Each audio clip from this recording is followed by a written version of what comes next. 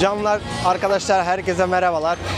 Şimdi Malezya'nın sokak yemeği bölümüne hoş geldiniz. Bugün Jalan Alor denilen bir sokaktayız ve bu sokakta sokak yemeği var ve gece yemeği olarak da geçiyor. Yani siz gece acıkınca buraya da gelip yemek yiyebilirsiniz. Burası akşam böyle saat 5-6 gibi açılmaya başlıyor. Böyle masalar temizleniyor. Ondan sonra hani yerleri ayarlıyorlar ve ondan sonra show başlıyor. Şimdi ben buraya 2-3 gündür geldim ve şu an bu saatte burası çok sakin gözüküyor. 2-3 gündür geliyorum, bayağı kalabalıktı, bayağı kalabalıktı ve çok sakin. Şimdi bakın sokakta neler var. Bak şurada durian buranın en meşhur meyvelerinden bir tanesi. Evet, kesilince kötü kokuyor ama yani ben daha tadamadım. Şimdi birazdan bunun pişmiş hali varmış. Onu tadacağım. Onu merak ediyorum. Onu denemem önerildi. Onun dışında sokak böyle. Herkes yürüyor. İstediği mekana oturabiliyor. Ve yemeğinizi seçip yiyebiliyorsunuz. Mesela bu mekanın şöyle menülerde bırakılmış. Ya her yerde menü var. Tüm mekanların böyle masaların üstünde menüler var. Oradan geçip yemeğinizi seçebiliyorsunuz. Şurada ahtapotlar var. Kalamar var. Ve burada abimiz pişiyor. Şimdi kalamarımızı seçtik. Abi buradan unluyor. Öyle. Makasla kesti köşelerini.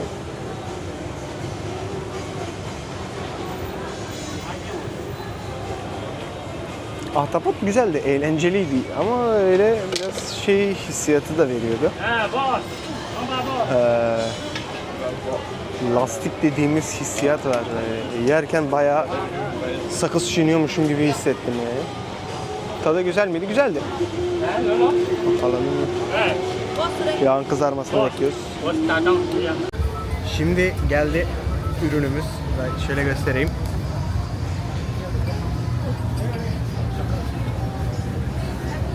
Evet, kalamar. Normalde bunu şeyde veriyorlar böyle. Direkt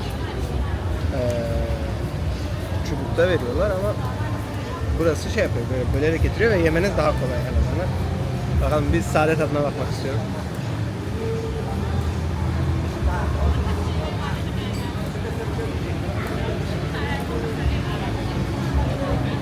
Bu güzel.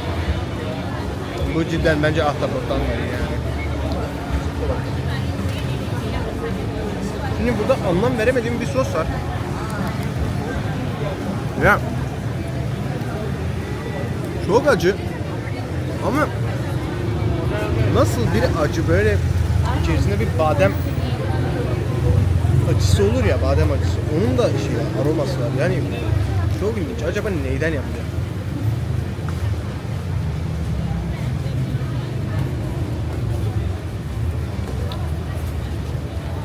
Arkadaşlar bu iyi. Tamam, bu da tadı veriyor böyle. Sakız çiğniyor musun tadı veriyor ama. Onun dışında evet, vallahi şu an sokak çok sakin geldi bana.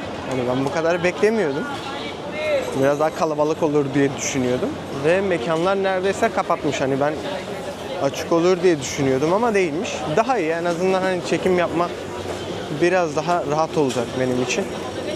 İnsanlara çarpmadan geçebileceğiz. Meyveciler var. Ya meyveciler çok eğlenceli yani. Burada mesela görüyorsunuz yani kokonat suyu falan fistanlar. Buradan direkt kesiyorlar. Elinize veriyorlar ve öyle içe gidiyorsunuz ya da oturmak isterseniz oturabiliyorsunuz. Artık o size kalmış. Nasıl isterseniz.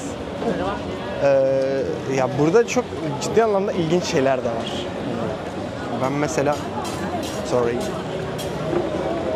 yani burada gerçekten çok şaşırdım ve işte benim favori tezgahlarım burası açıkçası. Hani meyve var, her şeyden var. Yani bu, bak mesela bu greyfurt. Bayağı güzeller. Jackfruit'lar var. Ondan sonra bu o az önce gösterdiğim mangoyu böyle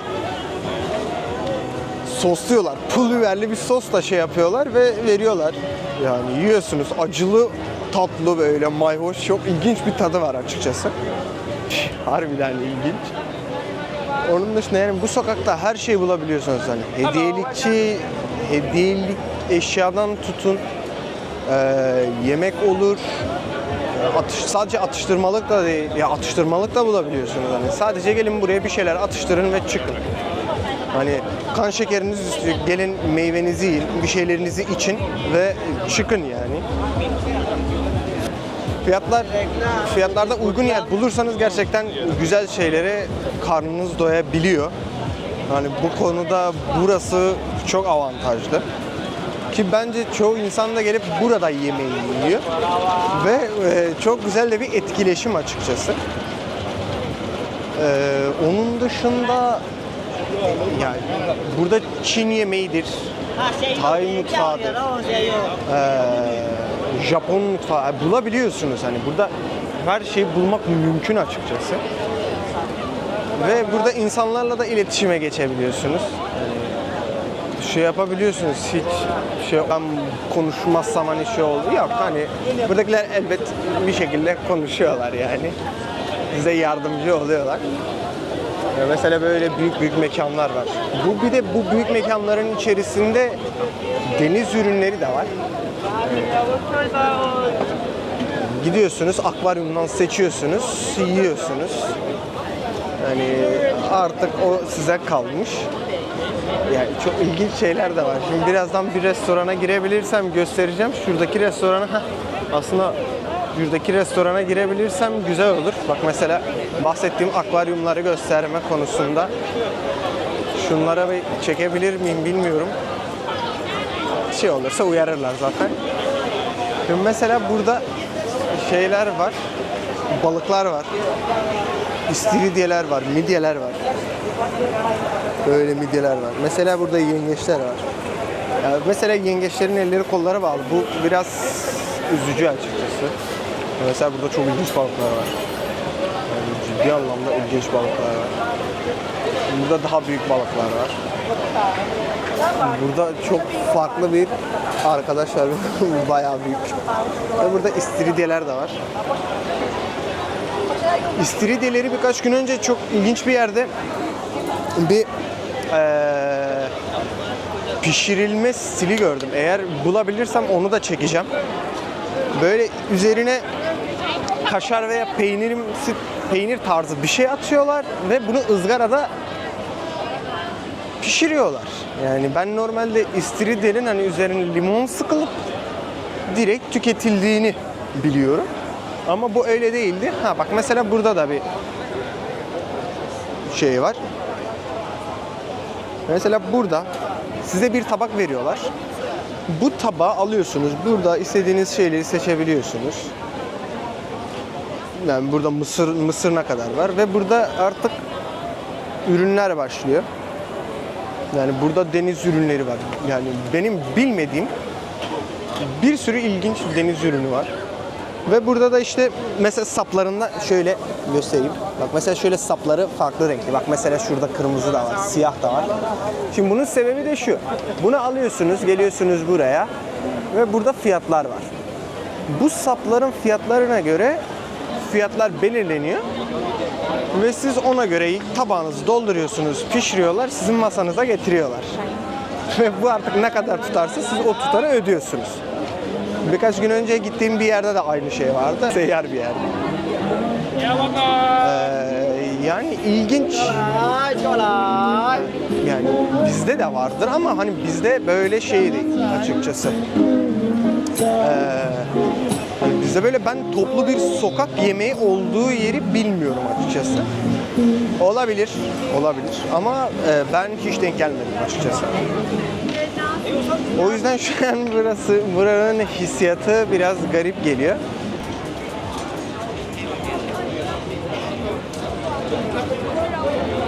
Ve her yerde meyveciler var ve bu meyveler gerçekten güzel. Hani tropikal meyve olması farklı bir hissiyat yaratıyor. Hani tatları gerçekten iyi.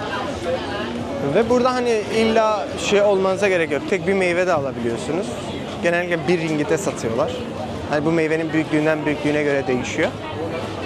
Ama dediğim gibi genel olarak fiyat bu. Mesela bu çok ilginç. Bu pirinç ve mango. Hello, how are you? Bu mango ve pirinç. Ve içerisinde de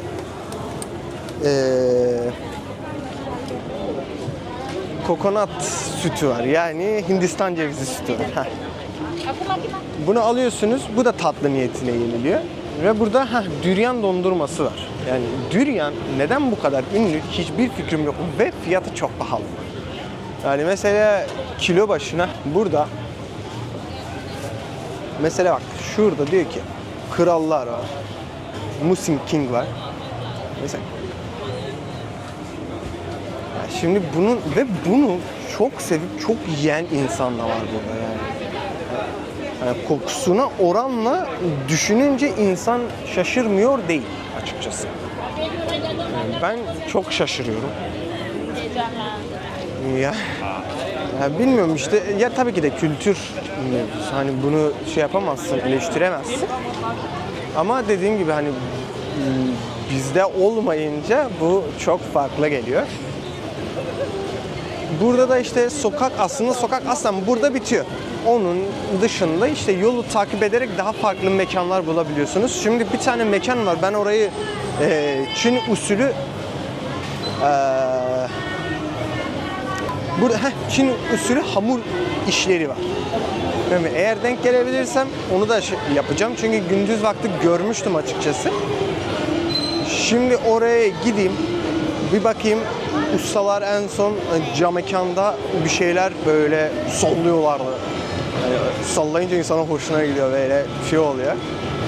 O hamurun sallandığını görünce. Şimdi bakalım.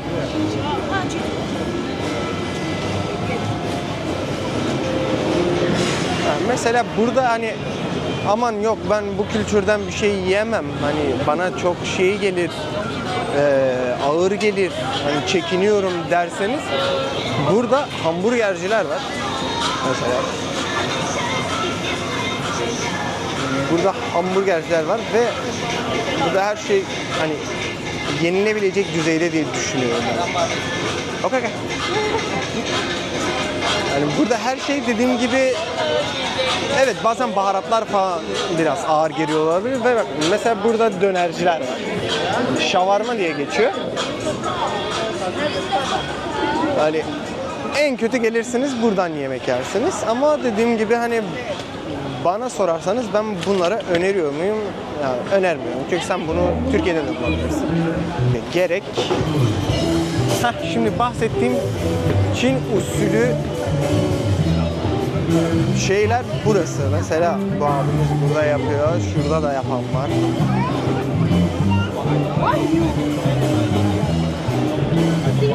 Mesela şurada çok daha farklı bir şey var. Bunu çekebilir miyim bilmiyorum.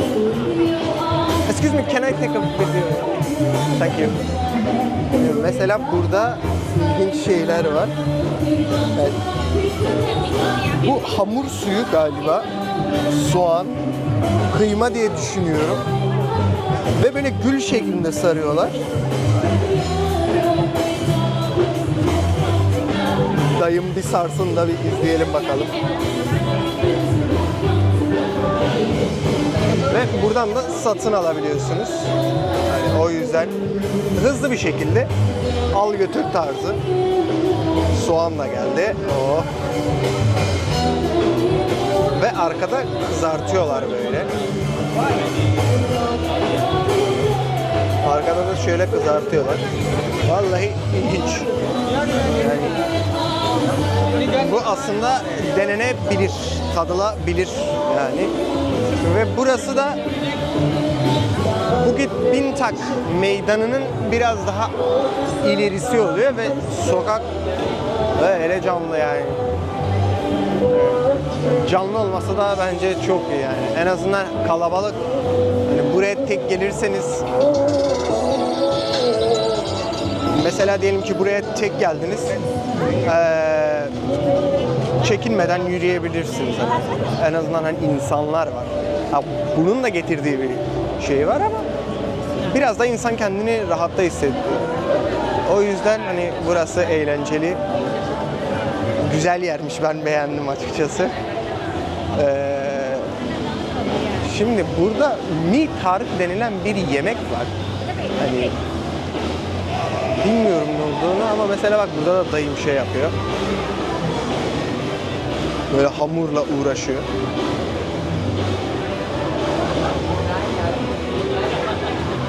Ya ilginç işte, farklı kültürler gerçekten insana çok farklı şeyler kazandırıyor yani. Ben bunu tatmak her zaman eğlenceli oluyor.